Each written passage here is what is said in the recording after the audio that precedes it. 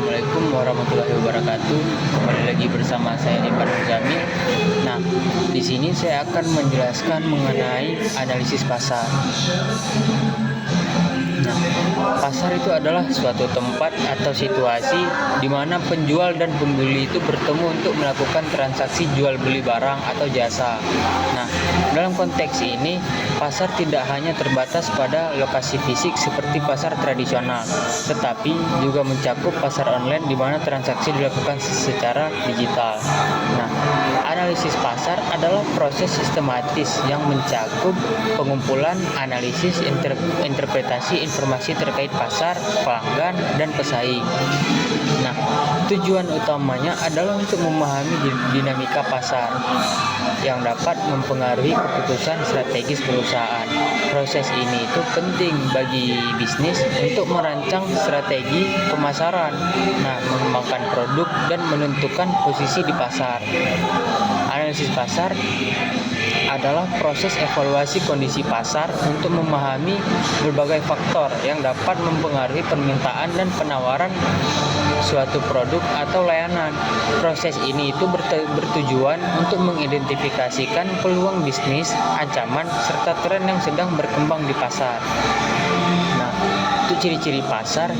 Yang pertama itu adanya penjual dan pembeli. Nah, pasar harus memiliki pihak-pihak yang terlibat dalam transaksi, yaitu penjual yang menawarkan barang atau jasa dan pembeli yang membutuhkan barang atau jasa. Yang kedua itu beragam barang dan jasa. Nah, pasar menyediakan berbagai jenis barang dan jasa untuk memenuhi kebutuhan konsumen. Nah, yang ketiga ada proses tawar-menawar. Di pasar terjadi interaksi antara penjual dan pembeli yang seringkali melibatkan tawar-menawar harga. Nah, selanjutnya itu ada fungsi pasar. Nah, pasar memiliki beberapa fungsi penting, antara lain distribusi. Nah, di situ menyalurkan barang dan jasa dari produsen ke konsumen. Yang ketiga, pembentukan harga. Harga barang ditentukan melalui interaksi antara penjual dan pembeli berdasarkan permintaan dan penawaran. Selanjutnya ada promosi. Pasar juga berfungsi sebagai tempat untuk memperkenalkan produk baru kepada konsumen. Nah, selanjutnya ada jenis-jenis pasar. Pasar dapat dikategorikan berdasarkan beberapa kriteria. Pertama, berdasarkan wujud. Nah, di wujud ini ada pasar konkret. Itu memiliki lokasi fisik, contohnya pasar tradisional atau supermarket. Yang kedua, pasar abstrak. Dia itu tidak memiliki lokasi fisik, contohnya itu seperti e-commerce dan pasar saham. Yang kedua, berdasarkan barang yang diperjualbelikan. Nah, pasar barang konsumsi. Nah, di situ menjual barang yang langsung digunakan oleh konsumen. Yang kedua, pasar barang produksi. Di situ dia menjual barang yang digunakan oleh produsen untuk memproduksi barang lain. Nah, berikut adalah jenis-jenis pasar yang ada di Indonesia yang dapat dikategorikan berdasarkan beberapa kriteria. Yang pertama, jenis-jenis pasar berdasarkan barang yang diperjualbelikan. Pasar barang konsumsi itu menjual barang yang langsung digunakan oleh konsumen seperti makanan, pakaian, dan alat elektronik. Yang kedua, pasar barang produksi itu menjual barang yang digunakan oleh produsen untuk memproduksi barang lain seperti bahan baku dan alat produksi. Selanjutnya, jenis-jenis pasar berdasarkan ruang lingkup. Yang pertama itu pasar setempat atau lokal. Pasar yang berada di suatu wilayah tertentu biasanya melayani kebutuhan pokok masyarakat setempat. Contoh, pasar Sleman dan pasar Prambanan. Yang kedua ada pasar daerah. Nah, itu meliputi cakupan wilayah yang lebih luas seperti kabupaten atau provinsi. Contoh, pasar Gede Solo, pasar Beringharjo Jogja. Yang ketiga ada pasar nasional. Itu mencakup wilayah negara di mana barang dan jasa dapat diperjualbelikan di berbagai daerah. Contoh, Bursa Efek Indonesia. Yang keempat, itu ada pasar internasional. Itu melibatkan transaksi perdagangan antar negara di seluruh dunia. Contohnya itu pasar kopi di Brazil. Selanjutnya ada jenis-jenis pasar berdasarkan waktu. Yang pertama itu ada pasar harian. Itu diadakan setiap hari dengan barang yang biasanya segar seperti sayuran dan buah-buahan. Contohnya itu di pasar tradisional. Yang kedua, pasar mingguan. Itu diadakan sekali dalam seminggu dengan penjual tetap. Contohnya itu pasar kaget. Nah, yang ketiga, pasar bulanan. Itu diadakan sebulan sekali dengan produk khusus atau musiman. Contohnya itu bazar bulanan. Yang keempat ada pasar tahunan. Itu diadakan setahun sekali dan biasanya merupakan acara besar seperti festival atau pameran. Contohnya itu Pekan Raya Jakarta atau disingkat PRJ. Nah, selanjutnya itu ada jenis-jenis pasar berdasarkan struktur organisasi. Pasar persaingan sempurna, banyak penjual dan pembelian dengan produk homogen. Yang kedua, pasar monopoli. Itu dikuasai oleh satu penjual untuk jenis produk. Yang ketiga ada pasar oligopoli. Itu terdapat beberapa penjual dominan dalam satu pasar. Yang keempat itu pasar persaingan monopolistis. Nah, itu banyak penjual dengan produk serupa tetapi memiliki ciri khas dari masing-masing. Nah, selanjutnya ada berikut adalah beberapa langkah dalam melakukan analisis pasar. Di antaranya itu ada identifikasi pasar. Nah, identifikasi pasar itu adalah proses untuk menentukan siapa dan yang akan menjadi konsumen potensial untuk produk atau layanan yang ditawarkan. Proses ini itu dia sangat penting untuk menghindari penyebaran usaha ke pasar yang tidak relevan, sehingga itu membantu bisnis kita itu untuk memfokuskan sumber daya pada target yang tepat. Selanjutnya, pengertian dari identifikasi pasar itu adalah langkah penting dalam analisis pasar yang membantu perusahaan memahami dan menentukan segmen pasar yang tepat untuk produk atau layanan mereka. Berikut ini adalah langkah-langkah identifikasi pasar. Yang pertama itu analisis demografi. Itu meliputi usia, jenis kelamin, pendapatan, pendidikan, dan pekerjaan konsumen. Yang kedua itu ada geografis, yaitu lokasi konsumen baik secara lokal, nasional maupun internasional. Yang ketiga itu ada psikografis, yaitu gaya hidup, minat, nilai-nilai, dan kepribadian konsumen. Perilaku konsumen, analisis kebiasaan belanja, preferensi, tingkat loyalitas, dan pola pembelian. Yang keempat itu kebutuhan dan masalah konsumen, yaitu mengidentifikasikan apa yang dicari oleh konsumen dan masalah apa yang bisa dipecahkan oleh produk atau layanan yang kita tawarkan. Nah, berikut adalah langkah-langkah dalam mengidentifikasikan pasar secara jelas, yaitu yang pertama kita tentukan produk atau kita tentukan dulu layanannya. Langkah pertama adalah mengidentifikasikan produk atau layanan yang akan ditawarkan. Pemahaman mendalam tentang fitur, manfaat, dan keunggulan produk sangat penting. Hal ini itu membantu dan menentukan siapa yang paling mungkin membutuhkan produk tersebut dan bagaimana produk dapat memenuhi kebutuhan mereka. Yang kedua, analisis karakteristik pelanggan. Nah, setelah mengetahui produk, langkah berikutnya adalah menentukan karakteristik pelanggan. Ini itu mencakup demografi, psikografi, dan perilaku konsumen.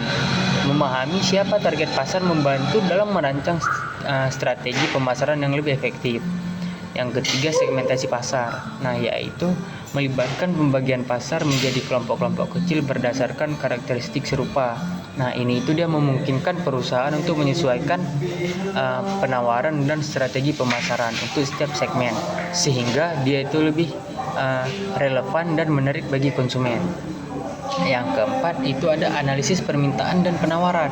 Nah, di sini itu dia melakukan analisis permintaan untuk memahami seberapa besar kebutuhan konsumen terhadap produk atau layanan tertentu. Selain itu, perlu juga kita untuk menganalisis penawaran yang ada di pasar untuk menentukan apakah produk sudah tersedia atau ada kekurangan yang bisa dimanfaatkan.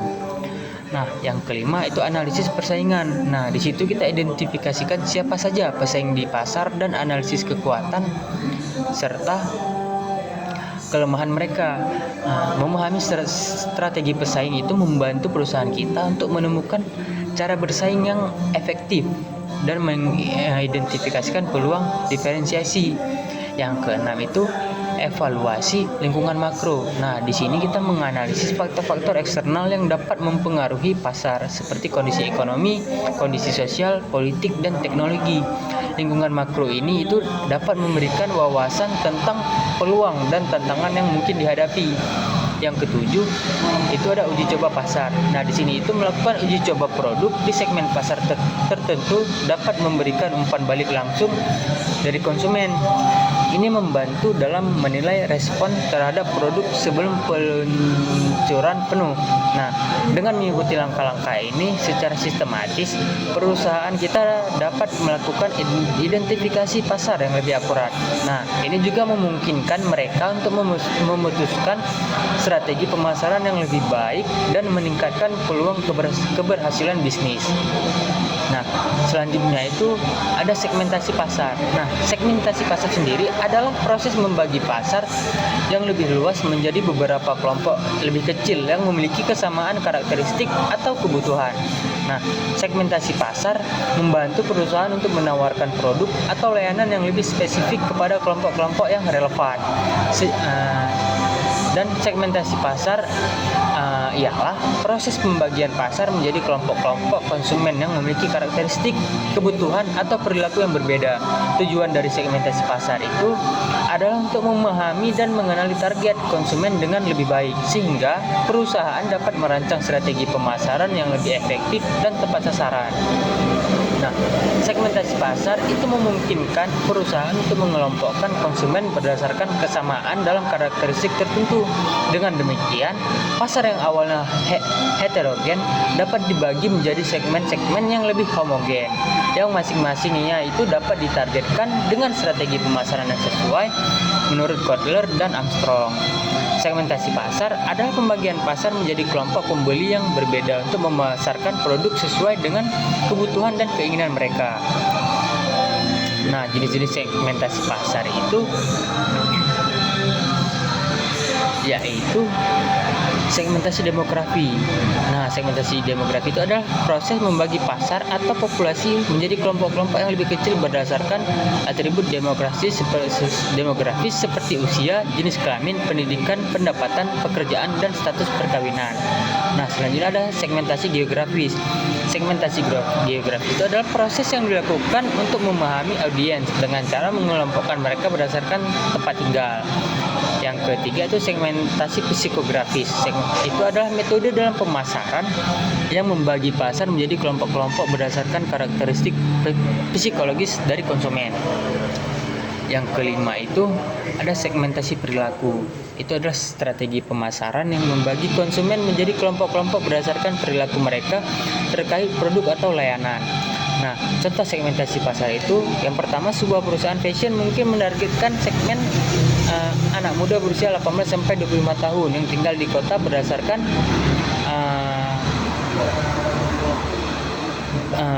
di kota besar dan memiliki minat terhadap tren modern terkini.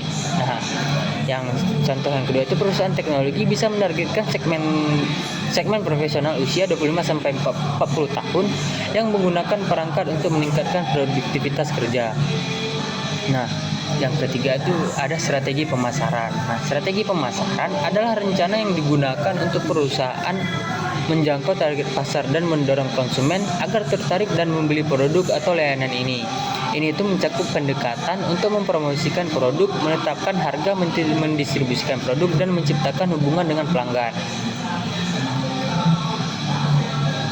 Nah, selanjutnya itu ada pemasaran 4P, marketing mix. Nah, 4P itu adalah model pemasaran yang mencakup 4 elemen penting yang harus diperhatikan dan dalam merancang strategi pemasaran untuk suatu produk.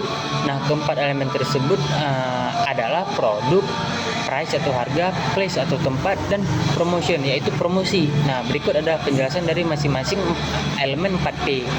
Produk itu merujuk pada barang atau jasa yang ditawarkan kepada konsumen untuk memenuhi kebutuhan dan keinginan mereka. Nah, untuk harga itu adalah jumlah uang yang harus dibayar oleh konsumen untuk mendapatkan produk. Nah, strategi harga ini sangat penting karena dapat mempengaruhi permintaan dan profitabilitas. Yang ketiga itu ada tempat. Tempat itu merujuk pada saluran distribusi melalui mana produk tersedia bagi konsumen. Yang keempat itu ada promosi. Promosi itu mencakup aktivitas yang dilakukan untuk menginformasikan dan mempengaruhi semua aktivitas yang dilakukan untuk konsumen tentang produk. Nah, yang ketiga itu ada pemasaran digital, itu menggunakan media sosial, SEO, Search Engine Optimization, iklan berbayar atau PPC, dan email marketing untuk menjangkau konsumen di dunia online. Yang keempat ada strategi diferensiasi, itu membedakan produk atau layanan yang bersaing melalui inovasi kualitas atau fitur yang unik. Yang terakhir itu ada strategi harga.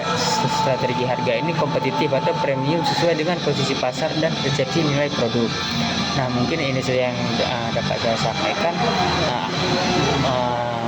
Lebih dan kurang saya mohon maaf. Akhirul kalam. Wassalamualaikum warahmatullahi wabarakatuh.